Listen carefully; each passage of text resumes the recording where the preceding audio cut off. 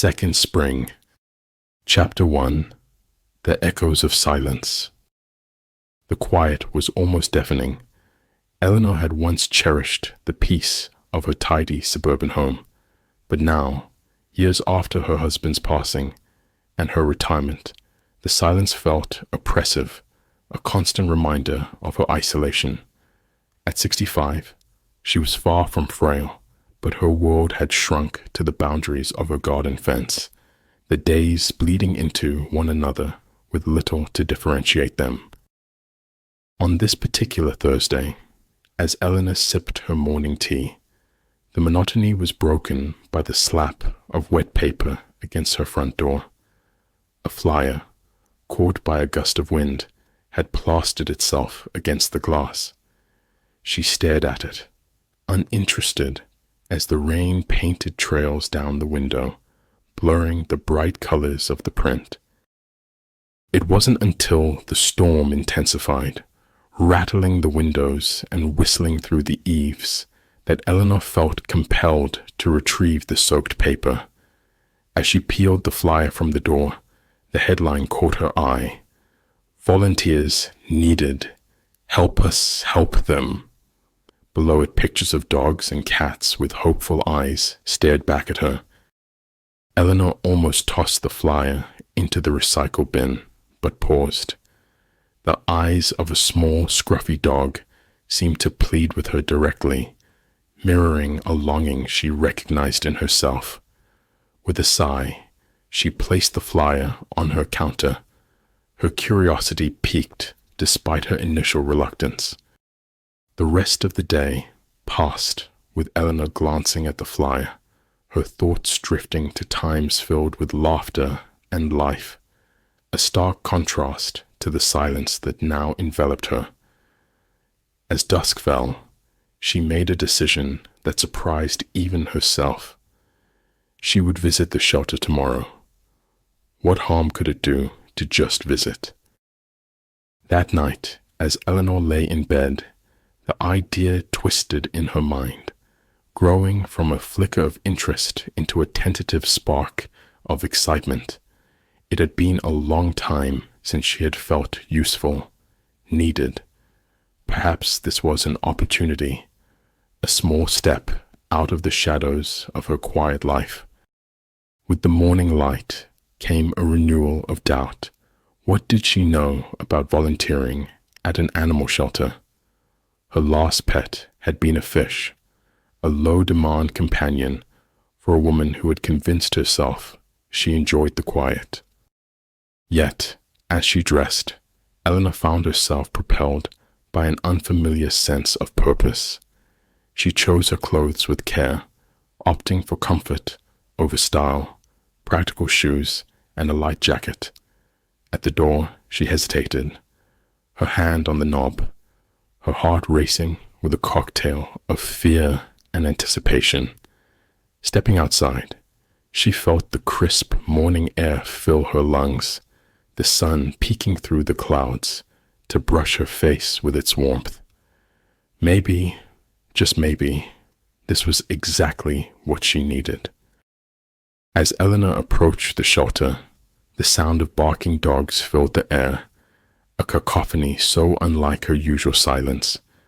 Her heart skipped a beat, nerves fluttering in her stomach. But it was too late to turn back now.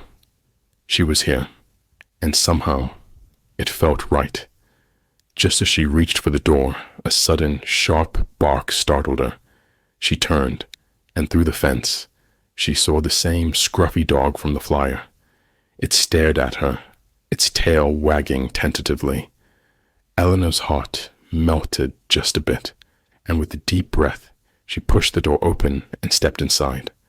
Behind her, the door clicked shut, cutting off the sound of the wind. Ahead, new sounds, new challenges awaited, and perhaps, in this unexpected place, a new chapter of her life was waiting to begin. Chapter 2. The Shelter. The bell above the shelter door jingled as Eleanor stepped inside, announcing her arrival. The room was small, the walls lined with photographs of animals and thank you notes from adoptive families.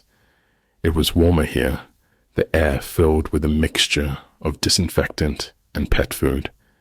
At the counter, a young woman looked up, her face brightening with a welcoming smile. Hello. Welcome to Fernwood Animal Shelter. How can I help you today? She asked, her voice cheerful. Eleanor hesitated, clutching the flyer. I saw your flyer about needing volunteers.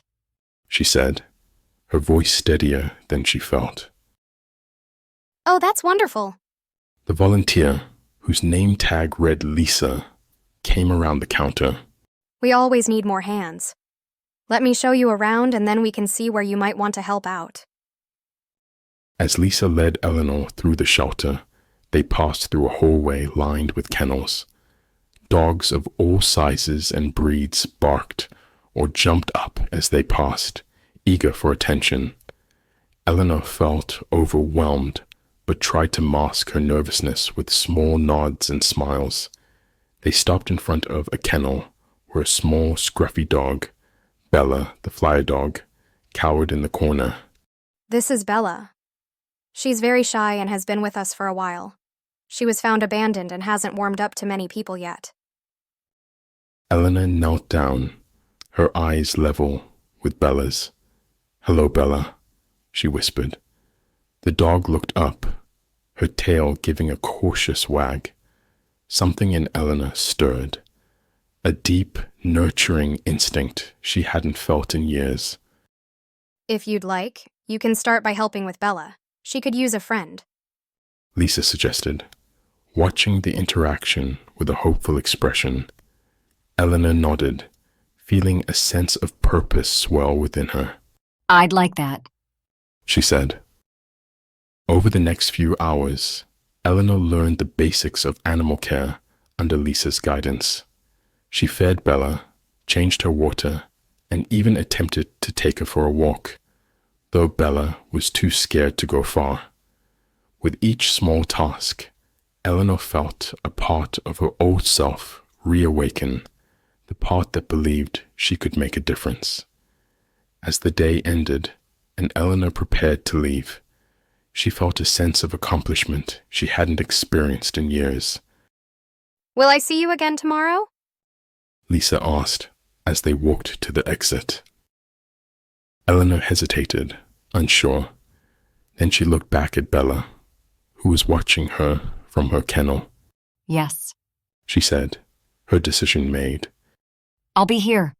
Relieved and happy, Lisa smiled. Great, Bella will be waiting. The moment Eleanor stepped outside, the sky opened up, rain pouring down as if it had been holding back all day. She hurried to her car, but as she drove away, her rearview mirror caught sight of Bella peering out from her kennel. Just as she turned onto a street, her phone buzzed with a notification. A weather alert warned of an incoming storm, much stronger than usual.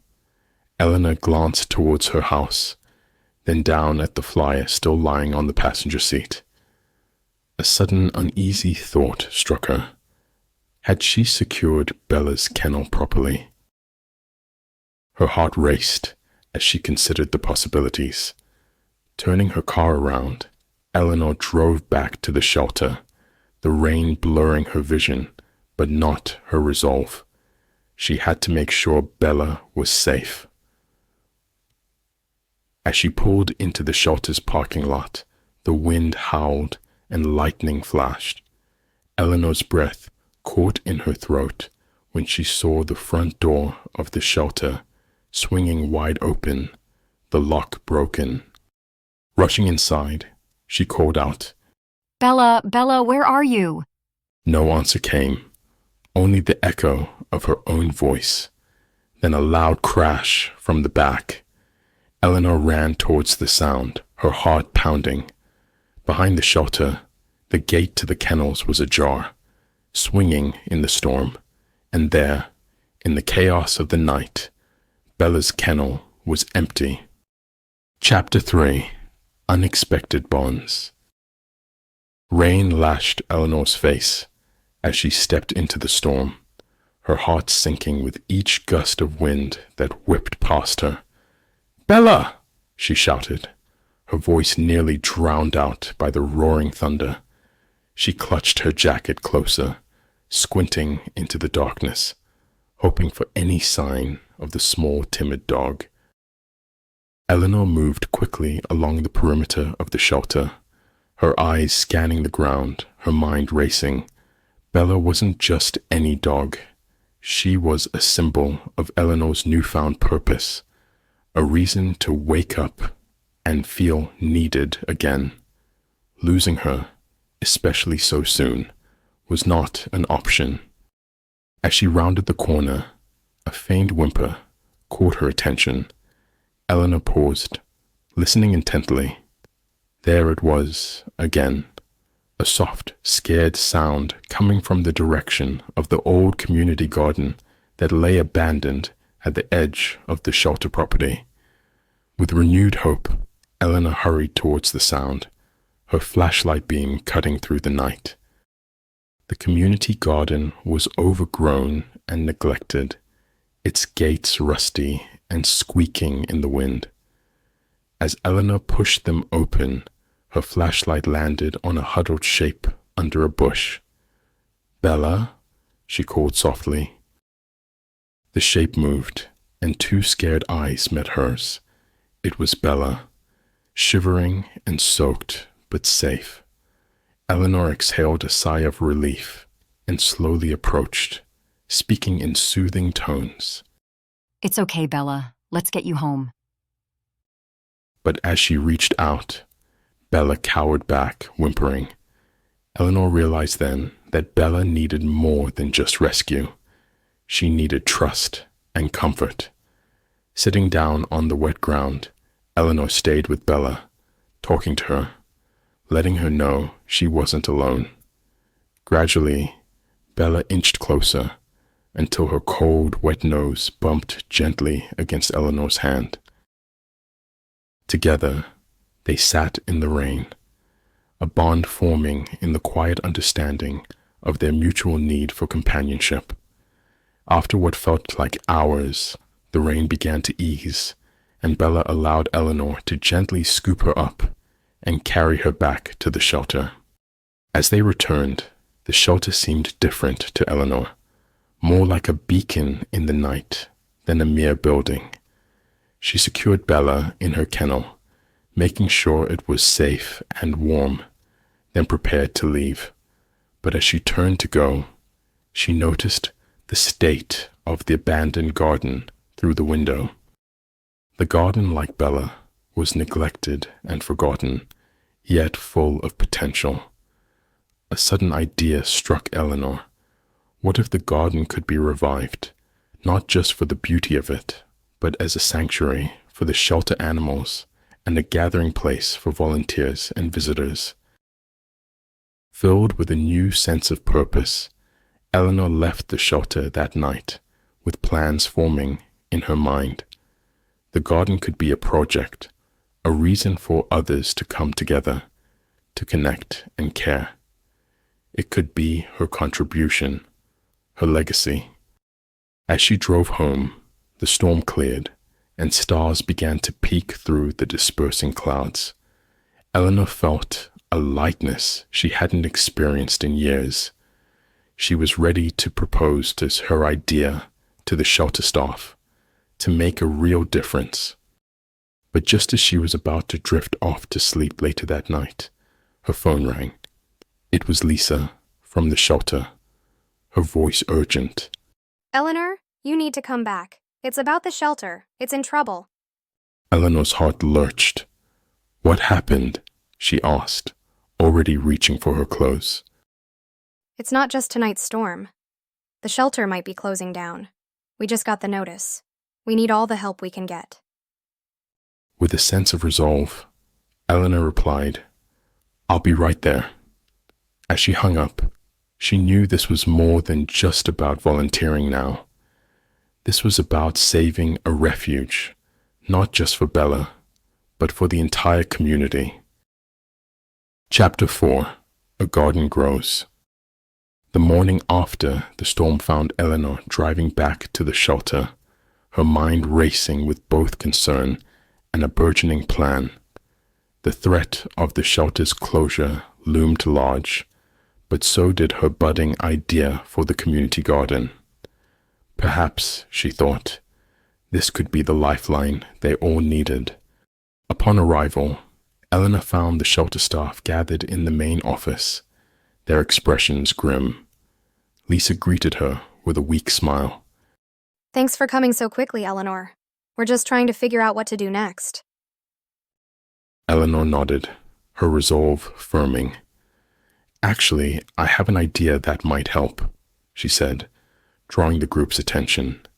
She laid out her vision for transforming the neglected garden into a community project that could attract visitors, volunteers, and perhaps even sponsors.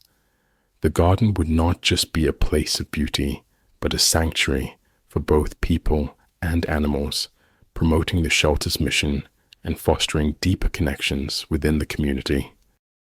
The staff listened intently, their initial skepticism turning to cautious optimism. It could work, one of the younger volunteers said, his eyes brightening. It's worth a try. We have nothing to lose at this point. With the team's agreement, Eleanor took charge of the project. They started by clearing the overgrowth and debris from the garden. It was hard physical work, but Eleanor found it invigorating. Each cleared patch of land felt like a small victory against the despair that had threatened to engulf her life. As word of the project spread, neighbors began to show up, offering their help. Retirees, teenagers, and families worked side by side, digging, planting, and building. The garden quickly became a patchwork of community spirit, with each person contributing something unique. Eleanor made sure to include features that would appeal to both humans and animals. There were shaded benches where people could sit and watch the dogs play, wide paths for easy walking, and even a small pond that soon attracted birds and butterflies.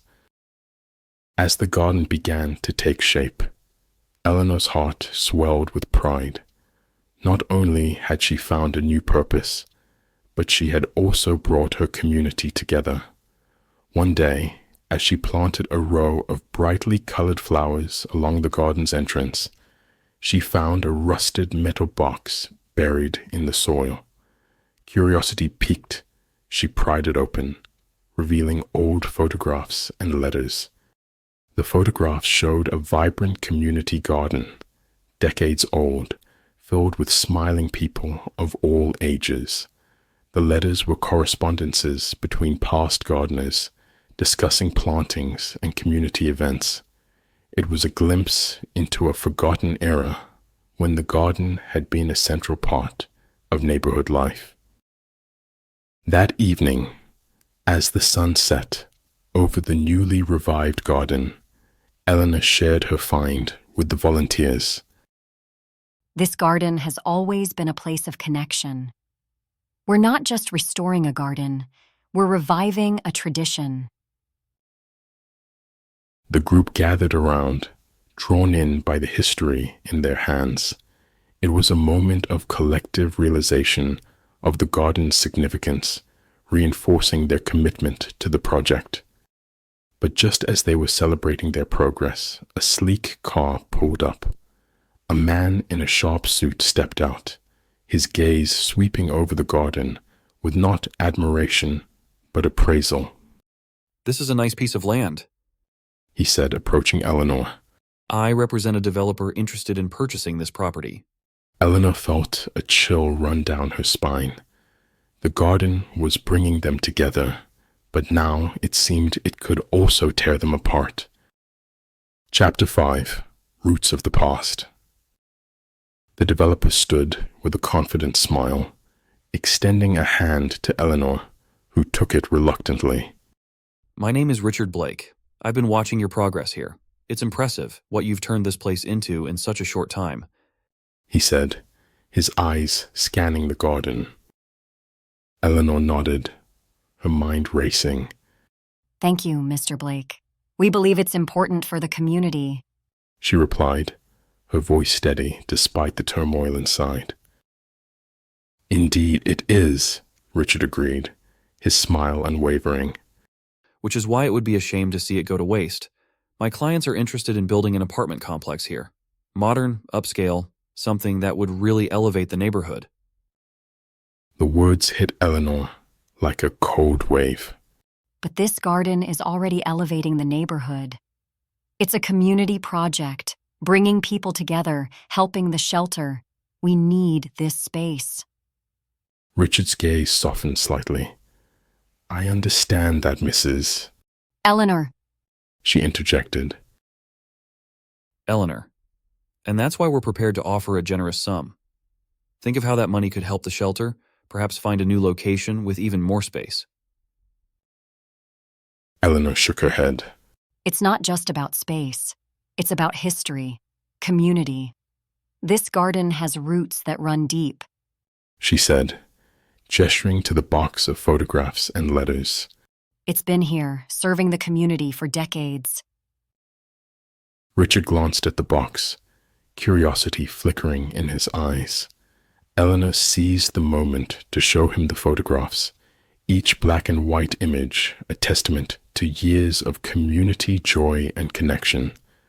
As he looked through them, his expression softened. These are remarkable, Richard admitted, handing back the photos. I'll tell you what, I'll discuss this with my clients. No promises, but we'll consider what you've shown me. With that, he left, leaving Eleanor with a mix of relief and apprehension. The community gathered around her, their faces etched with concern and determination. We can't just let them take this away, one of the volunteers, a young man named Tom, said firmly. Eleanor nodded. We won't. Let's make sure everyone knows what this garden means, not just to us, but to the history of this place. We need to gather more support, show that this isn't just land. It's our land. Inspired by their newfound purpose, the community rallied. They organized events in the garden, inviting local media, schools, and other community groups. They shared stories of the garden's past and its impact on the present community, building a compelling narrative that captivated the attention of the local news. As the garden story grew, so did public support. Petitions were signed, community leaders spoke out, and soon the garden was the talk of the town. Then during one bustling community event in the garden, Eleanor spotted Richard Blake again. This time, he wasn't alone. He was accompanied by a woman introduced as a city council member, Miss Janet Lee, who was rumored to be a strong advocate for community spaces. Richard caught Eleanor's eye and nodded towards Miss Lee. Eleanor, there might be a way to keep your garden and build the community up. Let's talk. Eleanor met his gaze, her resolve as strong as ever, but her mind open to possibilities. This was her chance to secure the future of the garden once and for all. Chapter 6. Community Stand. The community hall was packed, the air charged with anticipation and nerves. Eleanor stood at the front, her hands clasped tightly in front of her. Today was crucial. The community meeting would decide the fate of the garden. Richard Blake and Miss Janet Lee sat at the front table, papers and plans spread out before them. The rest of the room was a mix of garden volunteers, local residents, and media personnel, all waiting to hear what would happen to the beloved community space. Eleanor took a deep breath and began. Thank you, everyone, for coming today. This garden isn't just a plot of land. It's a part of our community's heart, a place that has brought us together in ways we couldn't have imagined. Murmurs of agreement rippled through the crowd. Richard stood, his voice calm and persuasive. We understand the value of this garden. That's why we're proposing a compromise. Instead of building over the entire area, we're considering a smaller scale project that would include a new improved public space, part of which will incorporate the current garden. A mixed reaction filled the room, some nods of consideration, others skeptical. Miss Janet Lee then took the floor. I've been a proponent of preserving community spaces, and this project has caught the city's attention. We're prepared to designate funds to enhance whatever space remains after development, ensuring it serves the public good. The room buzzed with whispered conversations, weighing the promise against the potential loss. Eleanor addressed the developers. And what guarantees do we have that these promises will be kept? Miss Lee answered, we can draft a binding agreement detailing the commitments and community oversight. We want this to be a partnership. The meeting then opened to the floor, allowing community members to voice their opinions. Tom, the young volunteer, spoke passionately about the garden's impact on local youth and families. Others shared stories of personal connection to the space, reinforcing the garden's importance. After everyone who wished to speak had done so, Eleanor summarized. This garden symbolizes growth, not just of plants, but of people and relationships. It's clear that while we might accept development, it cannot come at the expense of our core values. The room erupted in applause, the community's stance clear. Richard and Miss Lee conferred briefly, then Richard nodded.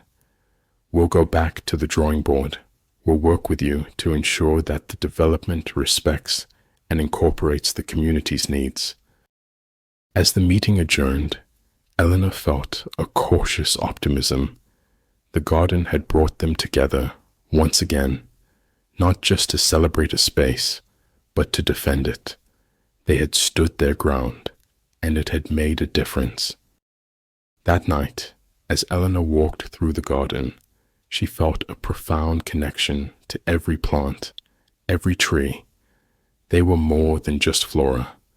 They were symbols of the community's resilience and unity.